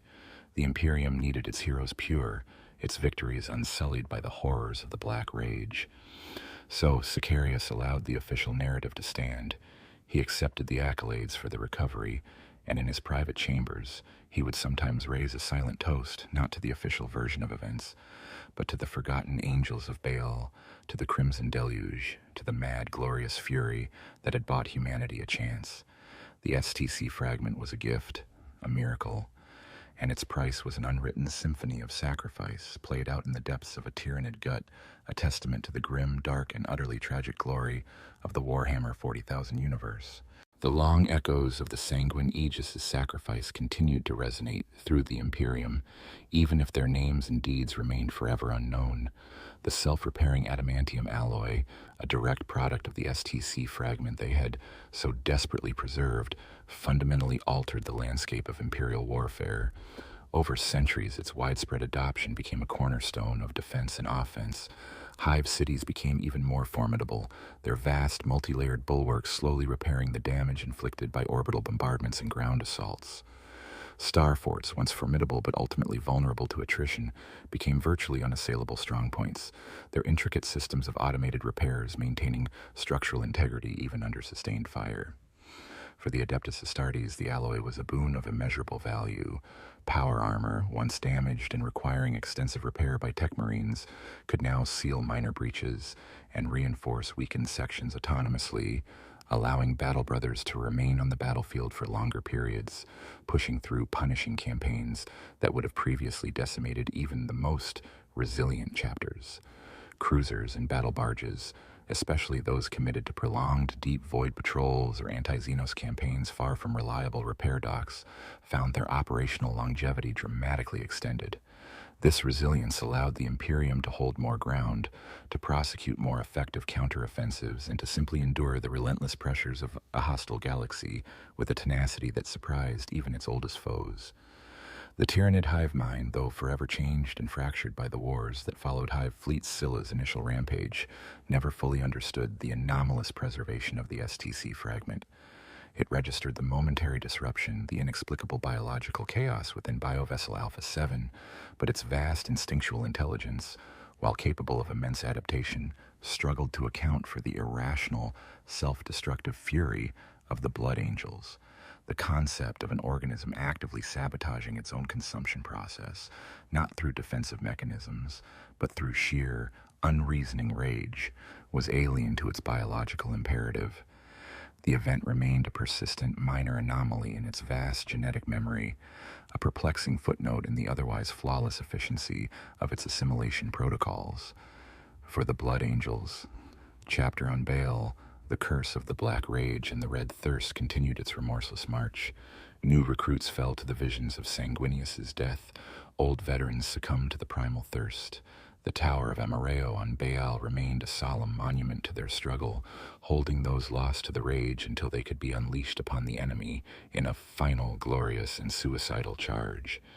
The Sanguine Aegis, their long-lost crusade, was just another faded memory, another chapter lost to the ravages of time and war, their sacrifices unrecorded in the annals of their proud lineage. Yet, in a profound, unacknowledged way, they had offered a measure of solace to their chapter's future. The improved resilience of power armor, though attributed to the Emperor's grace and the Mechanicus's brilliance, indirectly allowed more Blood Angels to survive battles that would have once claimed them, ensuring their sacred gene seed endured for future generations. The true legacy of the Sanguine Aegis was not glory or remembrance, but a profound, almost theological irony.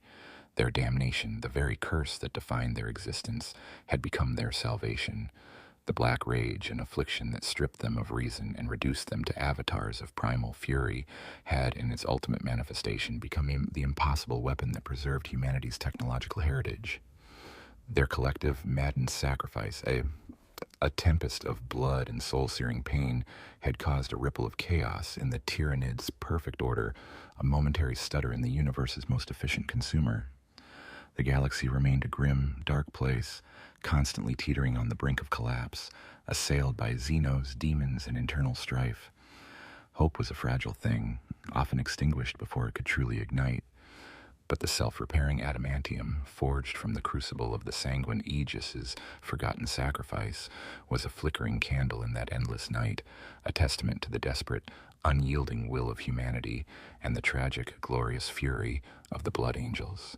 Their names were lost, their deeds unknown, but their legacy endured, a silent, unwritten saga of ultimate devotion, bought with the last drops of their blood and the final fragments of their shattered souls, forever consumed in the heart of the Devourer. They were the forgotten angels, guardians of a secret hope, their eternal monument a fragment of ancient technology, secured by an ocean of alien acid and a crimson deluge of suicidal fury.